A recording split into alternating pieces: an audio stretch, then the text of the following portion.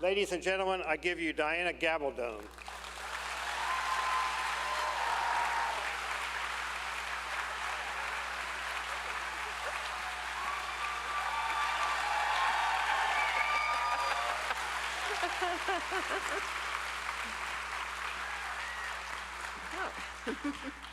Well, goodness, it's nice to see so many of you here tonight when you could be, home washing your cars or, watching Outlander reruns, things like that.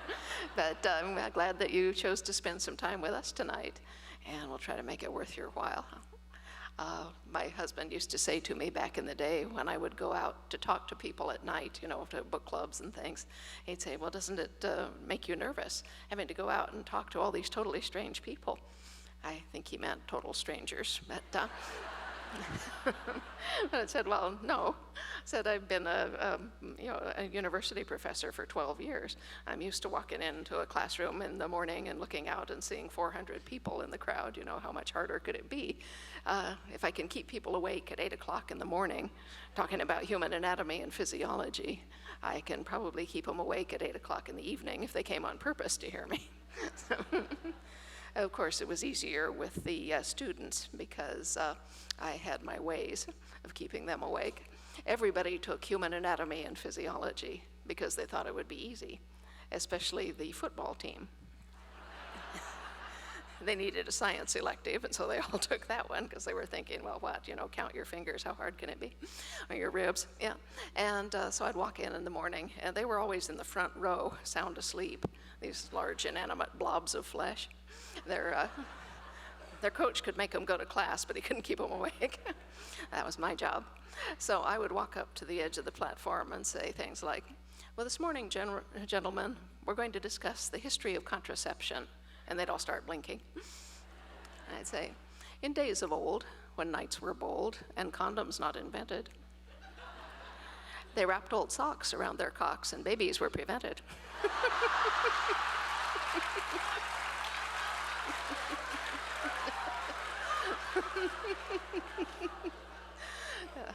Well, it worked on the football players too. Yeah, no, people often say to me, well, how did you get from being a scientist to being a novelist? Because they think, being a scientist is this very cold, clinical, tidy, white coat sort of thing. And being a novelist, well, that must just be wonderful, all colorful and fuzzy and exciting and warm. And it's actually the same thing. What both science and art depend on is the ability to perceive patterns in the middle of chaos. It's just when you do science, you're looking at, some natural system and you think, oh, I see this interesting thing going on. I wonder if maybe this is what's causing it or this is what's affecting it. And then you make a hypothesis. You say, I think this is what's going on. And you devise an experiment and you test it. And, and with luck, you have actually seen a pattern. Well, when you're doing a novel, it's the same thing. You're just looking at chaos, your own internal chaos, the chaos of maybe a historical situation, the chaos of the people that you're working with, your characters. And you look at all this and you think, I think I see something happening here. I think I see something happening there. I wonder if that's the same thing. And eventually you discern these patterns and your novel is your hypothesis. You say, this is what I think is happening. And then instead of doing experiments, you go out and try and sell it to people. And and if they buy it, that means they supported your hypothesis pretty solidly. So I got to thank you all for furthering my career in that fashion. Yeah, so anyway, I've known since I was about 8 years old that I was meant to be a novelist. But I came from a very conservative family background. I'm not sure because I didn't hear everything Tom said, but from what he was saying, I think he's been pretty heavily into my Facebook page. So he may have told you a few things about my parents, but anyway, my dad particularly was very conservative, socially. And my parents both grew up during the Depression. They were born in 1930. So, it was all about, get a secure, good job, get a pension, have insurance, all this kind of stuff. So I was not going to tell my dad that I wanted to write a novel because, this, even at the tender age of 8, I realized this was financially iffy. And so instead I went into science. I liked science, I was good at it. And as I say, it's pretty much the same thing as novel writing, except, completely different. And other than that, and so I was a scientist, but, I kept thinking, I want to write a novel. I'm sure I should be writing a novel. But there's no clear-cut pathway to writing a novel. If you're going to be a dentist or a CPA or a doctor or something like that, not, or even a university professor. There's programs to do this. You go to school, you get degrees, you sit exams, you get a certificate that says now you're a doctor, and then you can cut people open if you want to. And there's nothing that says you're a novelist. I mean, the term novelistic license isn't literally true. They don't give you one that you put on your wall. Though I always tell people I have one when they take issue with whatever I've done in my book. But no, I mean, there's just no way of becoming a novelist except to sit down and write a book, which is both good news and bad news. On the one hand, this is really freeing. You don't need a degree or a certificate or anything to write a book. But on the other hand, you don't have anybody to help you write a book. There's nobody who can say, do this, do this, do this. There is not, regardless of people who write books saying so. It's not true that there is a cookbook approach to writing a novel. There isn't. So you make it up by yourself. Now, I've talked to many, many novelists in my life because I'm always fascinated in their stories. And very, very few of them actually went to school in order to learn to write a novel, or to get an English degree for that matter. Ian Rankin, for instance, is a good friend of mine. He's a Scottish crime writer. And I've been reading his books for years, and I would always be fascinated by his biography in the back, because it said that Ian had had many jobs before starting to write novels, including being a tax collector, playing in a band, and being a swineherd. And I always wondered about that. So when I had the privilege of meeting Ian, I was supposed to be introducing him. And so ahead of time I said, well, you got to tell me about this, Ian. How did you become a swineherd, and what led you to change your profession? And he said, well, back in the day, a few years before, he and his wife had been domestic servants on a French wine estate. And he said his wife worked in the house, and he worked taking care of the vineyards and the animals, including the pigs. They kept several, to take care of the household garbage and all that. And he said it was a very old-fashioned estate. They actually stomped the grapes when they were ripe and had a big party. Everybody got drunk. So he said they took part in this grape stomping one year and passed out along with everybody else. He said he woke up several hours later, remembering that he had forgotten to feed the pigs. And so he staggered off to the barn and found a big tub full of the discarded grape skins. And he said, pigs will eat anything. So he gave them the discarded grape skins, not realizing they'd been standing in the sun for a long time. And the pigs all died of alcohol poisoning. So that was the end of his career as a swineherd. But it may explain something about the sort of books he writes. Anyway, everyone has their own origin story, so to speak, how you got to be a writer. And for me, it was that I turned 35. And I said to myself, Mozart was dead at 36. Maybe you better get a move on here. And so I said, okay, on my next birthday, I will begin writing a book. I know nothing about writing a book except that I have been reading books since I was 3 years old. So surely if I write a novel, I will recognize it. I said, okay, book. Obviously, the only way to learn to write a book is actually to write a book. And while I had never written a novel, I'd written a lot of other things, including Scrooge McDuck comic books. Those my mother taught me to read when I was about 3, in part by reading me Walt Disney comic books, and I never stopped. So I was, I think, 29, and living in LA, where I was teaching at UCLA. And I bought the latest comic book and was reading it in my car, and I was thinking, well, this is pretty bad. I bet I could do better myself. So on a whim, I found out the name and address of the editor of that line of comics, and I wrote him this very rude letter.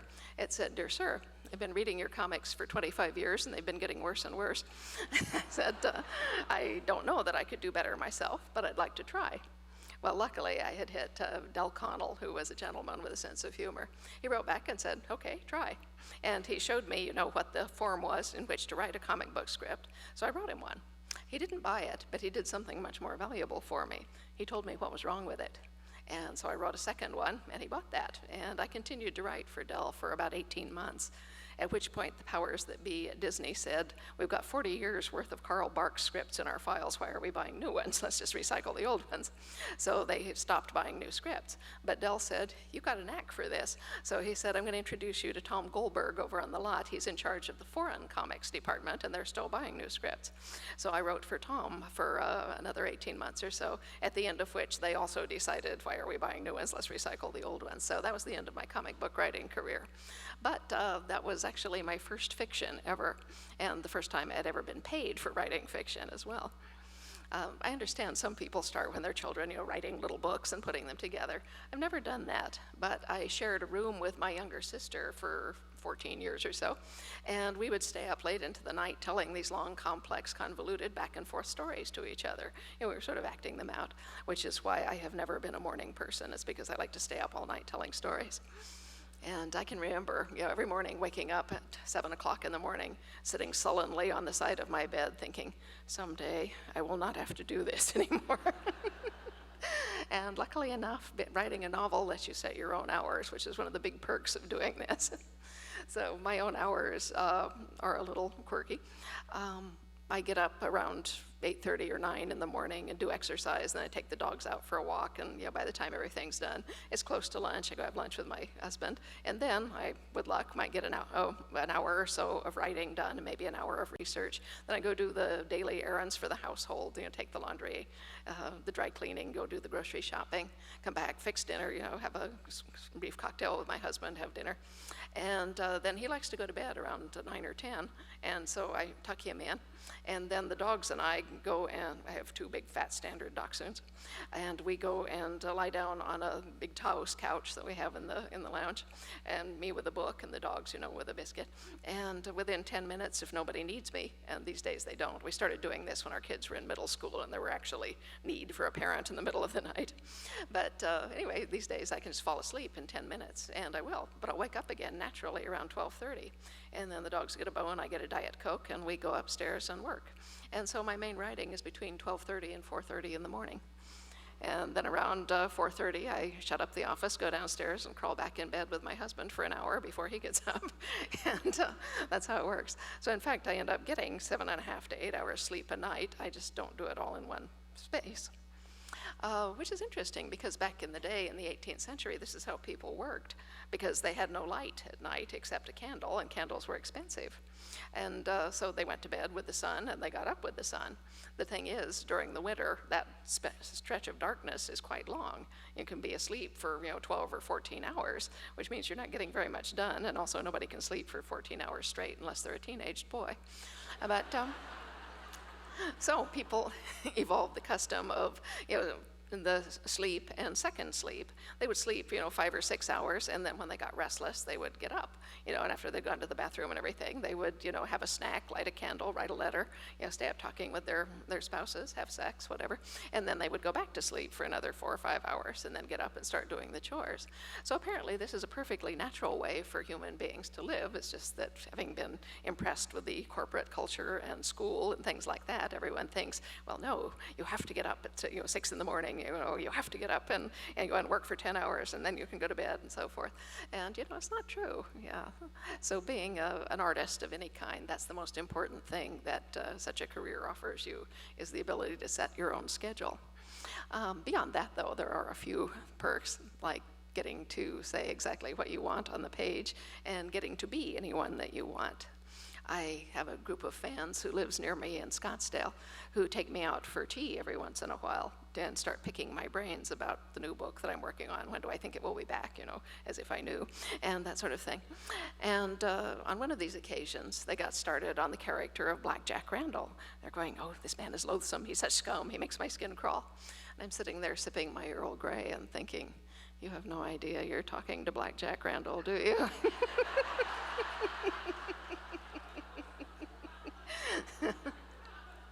Because people always say, well, where do you get your characters? Well, I just kind of look inside, they're all me,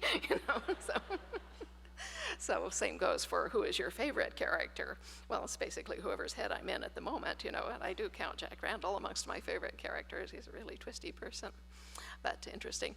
It's nice to be able to commit acts of depraved evil, without actually suffering the consequences. And, vice versa. You can commit acts of sacrificial heroicness without actually having to go to the trouble of learning how to use a sword, that sort of thing. So, if you're a novelist, you can live in your imagination. Anything you can imagine, you can do. People come up to me all the time and say, well, why are your books set in Scotland? Are you Scottish? I say, do I look Scottish? But, no, I think Tom actually told you why I set books in Scotland. It's because when I made up my mind to write a book for practice, I said, I'm not going to tell anyone what I'm doing. It's not for publication. It's just for me to learn. What does it take to write a book in terms of daily commitment and mental organization and research and all these kinds of things? And that can only be learned by writing a book, so I'm going to write a book. But I'm not going to tell anyone because I don't know if it's going to be a good book. I don't want people breathing down my neck and telling me I'm doing it wrong. And most of all, I do not want people coming up to me and saying, well, when are you going to finish that book? Because people always do that to people who are unwary enough to tell them what they're doing. And they say, well, jokingly, haha, when are you going to finish writing that book, honey, so I can get $1 million and retire? This is very irritating to people who actually write books, so don't do that. Anyway, I wanted to avoid all that because I'd seen that happen. And so I didn't tell anybody. I just said to myself, what's the easiest kind of book I could write for practice? So I thought about it. I said, well, for me, probably a historical novel, because I was a research professor. I knew how to look things up. And I said, it seems easier to look things up than to make things up. And if I turn out to have no imagination, I can steal things from the historical record, which actually works pretty well. And so I said, all right, historical novel, where shall I set this? Because I have no background in history, just 6 hours of Western civilization that they make you take as an undergrad. So, any time would have done as well. I'd have to look it all up anyway. So I was thinking, where shall we set this? Venice under the Borgias, that would be good. American Civil War, because the only thing that I had actually garnered from 18 units of English in college was that a novel should have conflict. That's a very valuable insight, but I don't know if it was worth 18 hours. Still, it served me well. So anyway, I was looking for conflict in novels, and there's a lot of it lying around in history, believe me, as no doubt you all do who live in Savannah. You've got quite a bit of conflict lying around on the ground. But anyway, I was thinking, where shall I set this? And while in this malleable frame of mind, I happened to see a really old Doctor Who rerun on public television. Now, most of you probably know who Doctor Who is, but for those who don't, it's a really old, really long-running science fiction show that was originally done for kids in the UK, but it's got much more adult as it's picked up steam. It's been running for over 60 years. It's one of the oldest things on television, and still very good. But the premise of the show is that the Doctor is a Time Lord from Gallifrey. That's a planet where everyone is a Time Lord. And he gets bored with life on Gallifrey and the politics and everything. And so he goes traveling in his TARDIS, which is a machine that is bigger on the inside than on the outside, and goes through space and time. And along the way, he picks up companions from different periods of Earth's history because he likes Earthlings and thinks they're funny. And so he keeps a companion or two for 2 or 3 years or until those actors' contracts run out, and then he gets new ones. And so this was a very old show. The Doctor himself regenerates periodically, so his contract can run out too. But I think we're now on like the 14th Doctor, and now she's a female, which is new and groundbreaking. But this was the second Doctor, so this was a long time ago that show was made.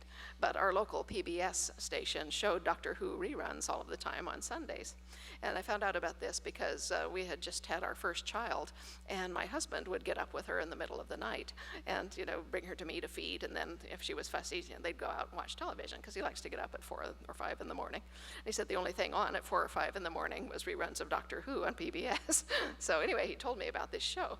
Well, I said, I'm not getting up at 4 in the morning to watch it, but it was rerunning at noon on Sunday. And I said, it's half an hour, that's just about time to paint my nails. Okay, we'll do that. So that's how I came to be watching Doctor Who. Well, in this particular show, the Doctor had picked up a young Scotsman from 1745. This was a young man, 18, 19, who appeared in his kilt. And I said, that's kind of fetching. And I found myself still thinking about this next day in church. And I said, well, you want to write a book, it really doesn't matter where you set it. The important thing is to pick a point and get going. So I said, fine, Scotland, 18th century. So that's where I began, knowing nothing about Scotland or the 18th century, having no plot, no outline, and no characters. Nothing but the rather vague images conjured up by the notion of a man in a kilt, which, as you will all agree, is a very compelling image to just about everybody, in fact. Back in 2006, Breath of Snow and Ashes was published. That was a very lucky book for me. It won a number of awards, including the Corina International Prize for Fiction, which was very cool. And I got to go to Germany to accept it. which is also cool and funny. But while I was there, the publisher, the German publisher, had me interviewed by absolutely everybody in the German press, from the equivalent of the tabloid newspapers up to the equivalent of Vanity Fair. And this took a whole week, so every 30 minutes I was talking to another journalist. And toward the end of this process, I was just sort of going like this when I talked to them. But I met this very nice man who was from a literary journal. And he said, "Oh, I've read your entire work." He said, "It's wonderful. Your narrative is just transcendental, and your characters, they're three-dimensional, and your narrative drive is tremendous." And I'm thinking, yes, go on. And anyway, he stopped, though, and said, "There's just this one thing, I wonder. Can you tell me, what is the appeal of a man in a kilt?" And I I was really tired, or I might not have said it, but I just looked at him for a minute, and I said, "Well, I suppose it's the idea that you could be up against a wall with him in a minute."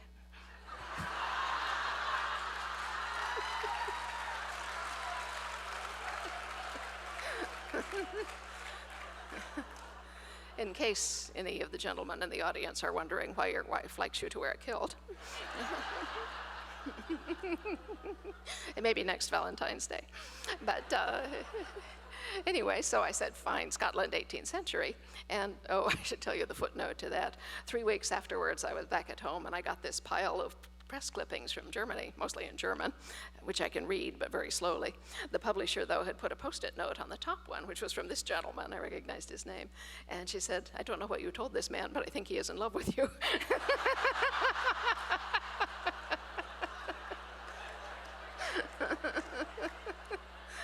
Very powerful and compelling image. Anyway, back to the man of the kilt and so forth. So I went to the library immediately and looked up Scotland, Highlands, 18th century in the card catalog. So I had, nothing to base this on. So I thought, well, I better find something out. So I was looking for conflict in Scotland in the 18th century. Well, you don't do that for very long without running smack into Bonnie Prince Charlie and the Jacobites. And I said, well, that totally looks like conflict. All right, we'll use that. Fine, good. And so I began with my man in a kilt. And I began writing immediately, even though I had no story, just to practice putting down fiction, so to speak. And this was really the first fiction I'd ever written, except for lame stories for classes. And my man in a kilt was having a conversation with his sister, who was making a hare pie. And this never ended up in a book. It was just the first thing that I wrote. It was about half a page. But what was important about it was that I had a book of Scottish recipes that I had picked up at the library.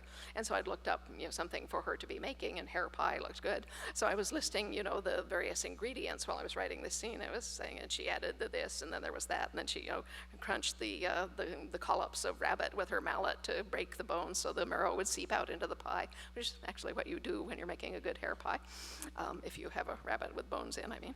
And so I was typing all this out, and when I came to the end of the description of the ingredients, I, by reflex, put in the little square brackets that you use for a bibliographic citation, as I was going to put in the Scottish cookbook. And then I said, wait a minute, this is fiction. I don't have to do that. It was a tremendously freeing moment for me.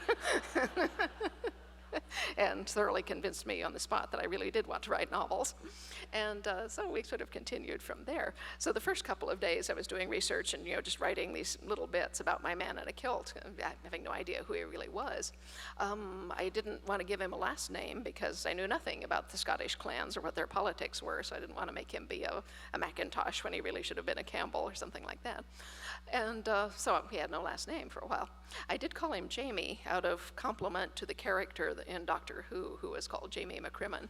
Other than the name and the kilt, there's nothing in common between them. But what's funny about that is that the actor playing Jamie McCrimmon is actually named Fraser Hines. And I've gotten to know him quite well of late. But the funny thing is that I didn't know that at the time, because our local PBS station probably should not have been doing this, but they did. When I got to the end of Doctor Who, they cut off the credits so they could do their pledge things. And so I had no idea what that actor's name was until several years later. But as it was, I just called him Jamie, Blank, for a long time. Anyway, we were doing well, Jamie Blank and I. And then about the third day, I said, well, I think maybe I need a lot of men in kilts, but I should have a female character to play off these guys. Then we'll have sexual tension, that will be good. So I said, okay, I need a female character, I think. So I said, well, on the basis of 3 days research, I said, it looks like the Jacobites Jacobite rebellion was basically English versus Scots. So if I make her an Englishwoman, we will have lots of conflict. And so the third day of writing, I introduced this Englishwoman. No idea who she was, how she got into the plot, or what she was going to do there. But I loosed her into a cottage full of Scotsmen to see what would happen. And she walked in, they were all staring at the fire, and they turned around and stared at her. I was thinking, why? Does she look funny? What's going on? Anyway, one of the gentlemen drew himself up, and he said, "My name's Dougal Mackenzie, and who might you be?" And without my stopping to think, I just typed, "My name's Claire Elizabeth Beecham, and who the hell are you?" And I said, "Well, you don't sound at all like a historical person." So I fought with her for several pages to beat her into shape and make her stop talking like a 20th century person. But she wasn't having any. She didn't want to talk like a historical person. Instead, she took over the story and started telling it herself. She also kept making smart-ass modern remarks. And so I said, "All right, I'm not going to fight with you all the way through this book. No one's ever going to see it. It doesn't matter what bizarre thing I do. Go ahead and be modern. I'll figure out how you got there later." So it's all her fault that there's time travel in these books. How we do it. I think we got about another 5 minutes that I can spend telling you about how I got published and so forth, and then we will get on to some of your questions because we want to be sure of having time for those. So anyway, what people say to me next is, "Well, this book that you were never going to show anyone, just how did that end up becoming what it is now?" And I said, "Well, it wasn't overnight, but this is what happened." I had, as a result of what I did for a living, I was a research professor at Arizona State University. I had been hired as a research professor, but what they said was, "This is soft money. If we don't hire someone for this position, the legislature will take it away again, so you're hired." They said, this is how people get jobs. And they said, "We don't actually have anything for you to do, so would you design your own research program, and while you're doing it, help Bob here with his work?" They said, "You have a computer background," by which they meant I had one class in Fortran programming, but it was one more than any of them had. And they said, "So you can help Bob get his data into the computer." This was like 1984, 82 when I did that. And microcomputers, as they were then called, were just barely beginning to trickle into businesses. We didn't have any at the university. We were still doing all the coding on a mainframe. So anyway, I said, sure, why not? Anyway, Bob's data turned out to be 10 years of observations on the contents of bird gizzards. This is what he did. He found out what birds were eating. And when they say get data into the computer, back then they thought you kind of unscrewed the lid and poured the data in and you would get reports out the bottom. So I spent 18 months of my life writing Fortran programs to catalog the contents of bird gizzards and analyze them. And the upshot of this was an 800-page monograph on the dietary habits of the birds of the Colorado River Valley, which may indicate why I am not afraid of writing long books. They don't get worse than that. And so I said at the end of this, there must be other people in the world who are forced to do this, to write their own programs to analyze this stuff, because there was no software to handle things like that. And I said, so it would, there may be 5 other people in the world who are interested in bird gizzards, but it would save each one of them 18 months worth of effort if they knew about these programs. Why is there no way of sharing this information? So what I did was to write out a brief paragraph explaining what I'd done, and I put this in the newsletter of all the different societies that I could think of, geologists, biomedicine, chemists, whatever. I said, I know there's other people who are doing this. If you're doing this, why don't you write to me? Maybe we can get together a newsletter or something. So I got 300 letters in the course of a month from people going, oh, why has no one thought of this before? And I said, well, good question. So I took the letters to the director of my center, and I said, well, I'm not having any luck getting grants from the NSF at the moment, but I think I got something started here. I said, can you front me a little money from petty cash, and I'll see what I can do. So he gave me $250. I had brochures printed up and took them to the meetings of every society I was going to, and handed them out on the convention floor. And within a month, I had raised enough charter subscriptions to get it off the ground. And so I became the editor and chief writer of Science Software Quarterly, which was a scientific journal for scientists who used computers in their work. Not for computer scientists, but for I don't want to say real scientists, because computer scientists are too, but they're a different kind, is what I mean. Anyway, this is what I was doing at the time when I decided to, well, it was what I was doing long before I decided to write a novel. But what happened was that I had evolved this side career, because my father used to say to me back in the day while I was growing up, he'd say, "You're such a poor judge of character, you're bound to marry some bum. So be sure you get a good education so you can support your family," which is, why I got assorted degrees in science.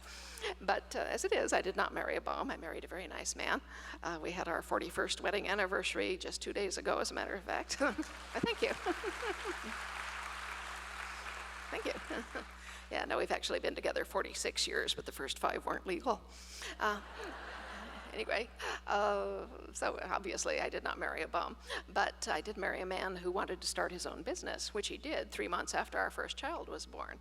And I do have to say that choosing between the two, in terms of financial stability, there's not that much to choose between an entrepreneur and a bum. So for the first several years while his business was getting going, I was our sole support, and they don't pay assistant professors that much.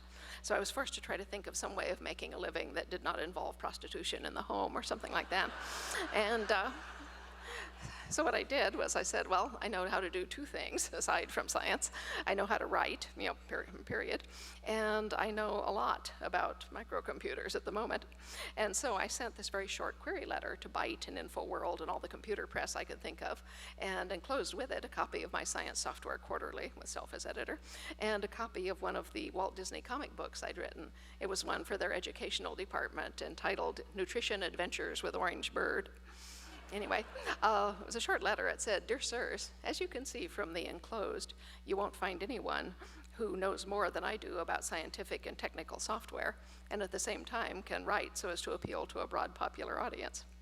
Well, this resulted in immediate assignments, and within a year I was making as much on the computer press as I was from my real job. So this is where I was about when I decided to write a novel. Well, in the process of this, one day I had gotten a software package from Byte that they wanted me to review, and they'd included with it a trial membership to CompuServe. This was way before the internet was a thing. There were 3 information services, they were called online. So were Delphi, Genie, and CompuServe. And they're pretty much all gone at the moment, but the CompuServe has sort of existed in a modified form and is still actually extant. But I went online to check out the forum that they wanted me to check out on CompuServe, and then they'd sent me a 5-hour free trial package. And this was back in the day when they charged you $30 an hour to be connected. And so I said, well, I'm not going to waste $120 here. What else is in here? And so that's how I stumbled into the literary forum, which is a group of people who liked books. There were a few real writers there. By real, I mean published. There are actually real writers who are not yet published, and I don't mean to insult them. And there were a lot of people who just read books and liked to talk about them. Well, for someone with 2 full-time jobs and 3 children under the age of 6, it was the ideal social life. And so I decided that I would start hanging around there. So I got automated software, so I didn't go broke. Anyway, I spent, a little time online every day talking to these people, and more important, listening to them.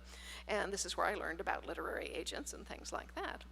Well, when I decided to write a book for practice, as I say, I was not telling anyone about it. I wasn't telling anyone on CompuServe either, because I had seen a lot of people come through there saying, oh, I'm going to write a book about this, and they'll describe their research and what they think it's about.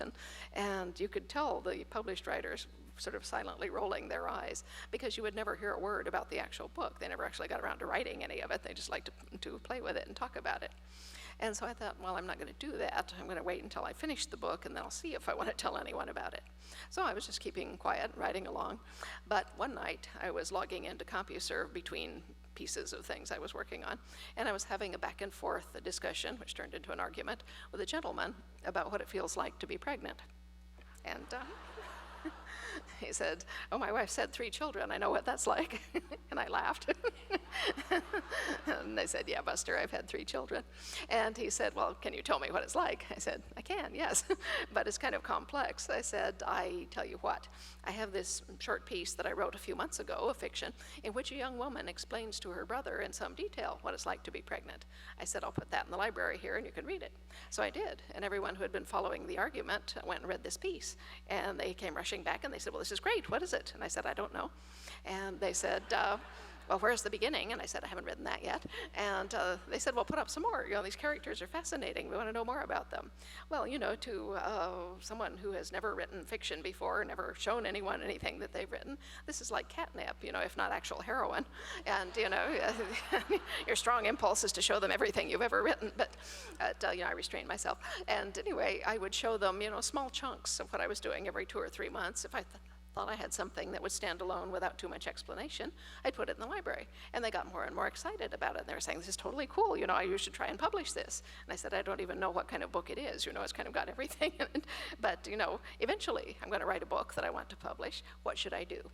Well, the published authors were very, very kind about sharing their information with me, including the fact that they thought I should get a literary agent. Said an agent can do 2 things for you. He or she can get your book read much more quickly than if you're sending it to a slush pile. If the book does sell, the agent can negotiate a much better contract for you than you could do by yourself. Said, okay, makes sense. How would I find an agent? And they gave me tips and so forth. But the most important one was talk to people who have agents.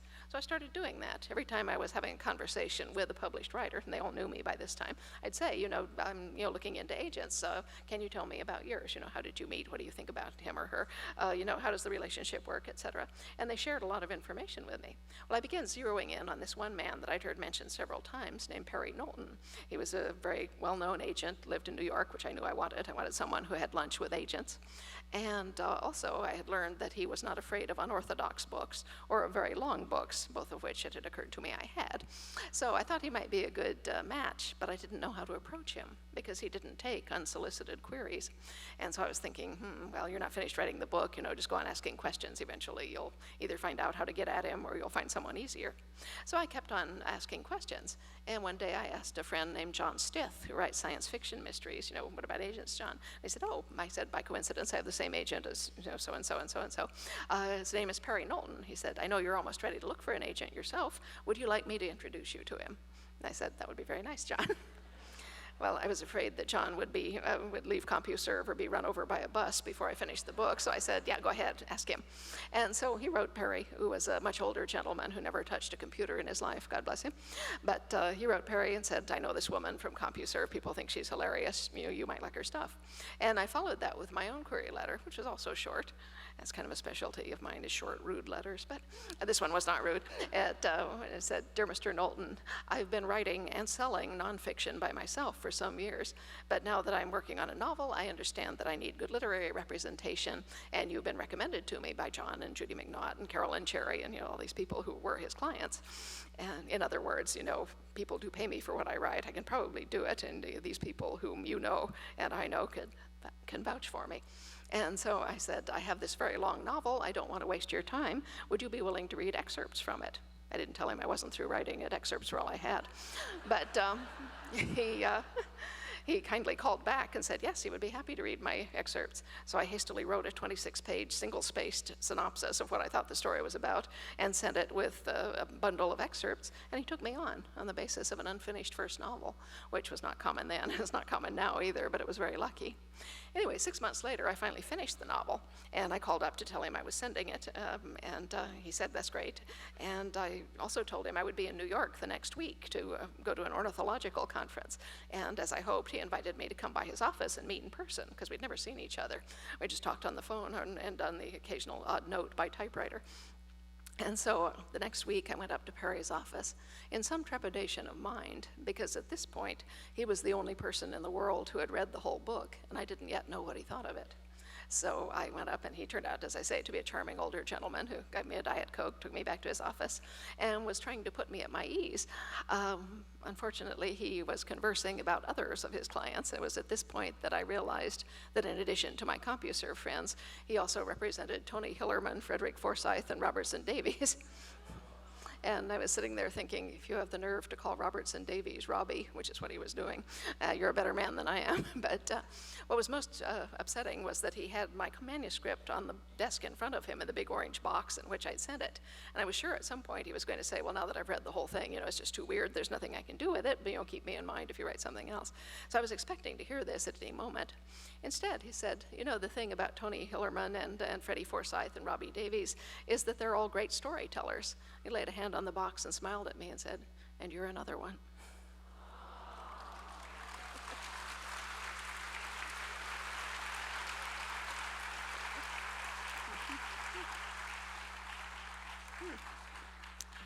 Well, at this point, I was so gratified, I didn't care what he did with the book, but I did gather my wits enough to ask. And he said, well, I'm sending it out today to 5 editors who I think might like it. And he described the editors to me and why he thought they might like it. I said, that's great. You know, how long do you think we might have to wait for an answer? Because I'd been reading Writer's Market and seeing, 2 years, 18 months. And he said, oh, I'm telling everyone that I want an answer in 30 days. And I'm thinking, boy, you picked the right agent. And so I went home to wait for 30 days. Instead, I got a call on my answering machine 4 days later. It said, this is Perry, I'm just calling to update you about your manuscript. Give me a call back. Well, I thought, at least 1 or 2 of the 5 had said, here, I'm not reading a 10-pound book, take it back. And instead, when I called him, he said, well, of the 5 I sent it to, so far 3 of them have called back with offers to buy. So he negotiated amongst them for 2 weeks, emerged with a 3-book contract, and bing, I was a novelist. Thank you.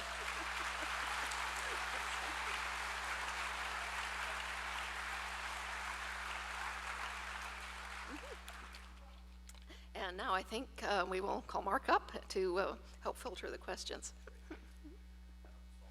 Oh, I hope not, too. Great. Shall we share the podium or what? Yeah, I think we have one microphone. Okay. That'll work. So one more round of applause for Diana Gabaldon. Thank you very much.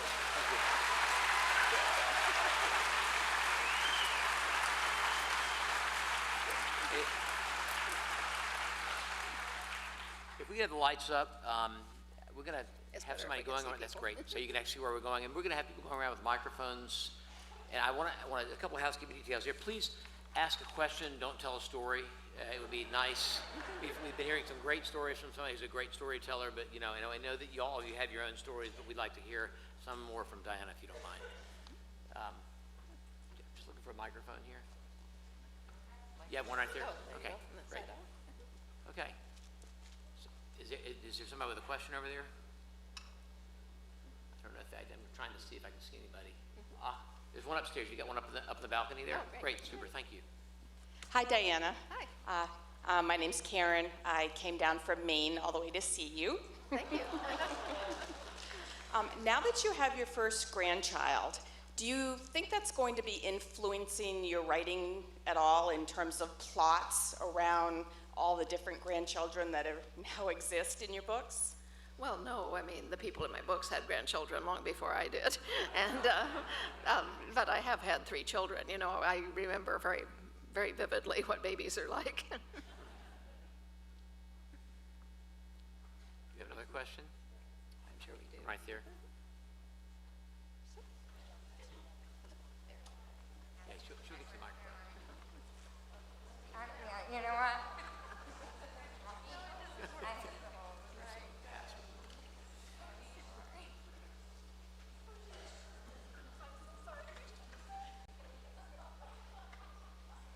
Oh, hi.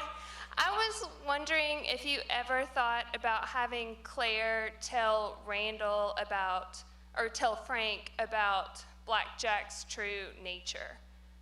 Well, she did. If you read the books, she told him he was a bloody, nasty, filthy pervert. Can't make it much clearer than that. You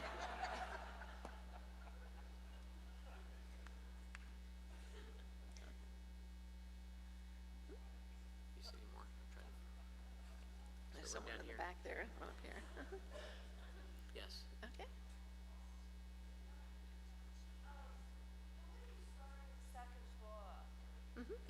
You could just pass the microphone over to the person who needs it.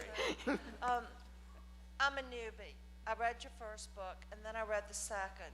And I realized that some people wanted you to just pick up from the first and go right into the second, and you didn't do that. No. And you thought very carefully about it. And I love the way you thought about it. Thank you. And I wonder if you would still do that after all of you've been through and all of your children raising, and if it worked out the way you wanted it to when you wrote that second book. Yeah, no, it worked out fine. Yeah. I mean, yeah, no, I know what you mean. A number of people read the second book and they're thinking, wait, did I miss one? And they go back and look. Yeah, no, I did the second book the way I did for excellent reasons, which emerge when you read the book. And, the fact that it confused people to start with did not really bother me. No one up in the balcony there? Yeah. Great. Hi. Can you tell us one thing in Bree's bag?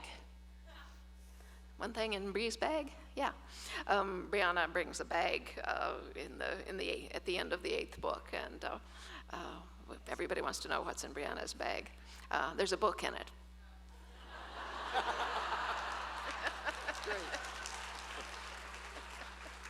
Maybe more than one. So, let me take the gentleman down here. Yeah. I know you said you're a research specialist. Have you used any help with your research? Your books are massive. Thank There's you. a lot of information in them. And I just don't see how you have time to write it and research it. Well, I do the research along with the writing, and you might notice it takes me about 4 years to finish one. That's one reason. But if you mean, do I have a research assistant? No, I don't. That's because, you know, if I asked my husband to go to the grocery store and we'd have hot dogs and beans for supper, he'd go, and he would bring me back a can of Van Camp's pork and beans and a 12-pack of hot dogs, and we'd have hot dogs and beans.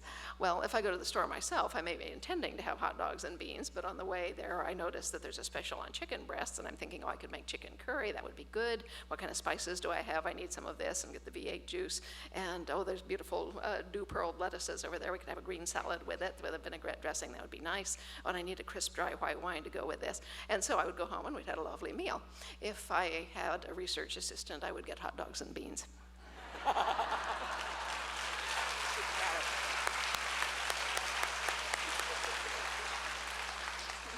How has it been working with, is it Ronald Moore, the producer for the show? How's that been? Have you been working with, how does it work with a TV producer on visualizing your book?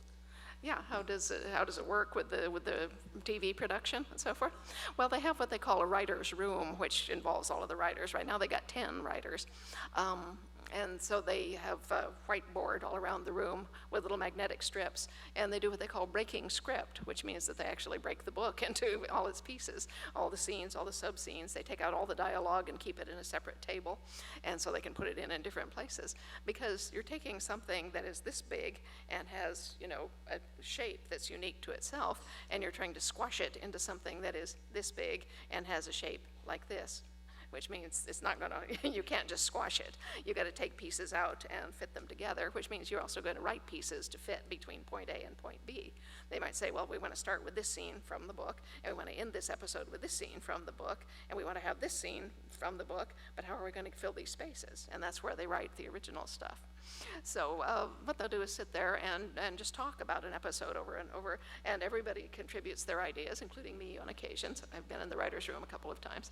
And you know, eventually they decide what events should happen in that episode, and then the writer takes that away and writes a script outline, which then goes to the production team. That would be Ron and Merrill and Tony and Matt at the moment.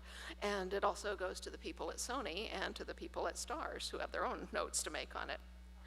When I wrote a script, and I wrote the whole script before they sent it to Sony and Starz, Ron sent it back with just a few notes. And he said, these are really very light notes. He said, the only one you might take account of is the first one, which was from Sony. And what they said was, we love this script, it's terrific. Our only concern is that it sounds too much like Diana.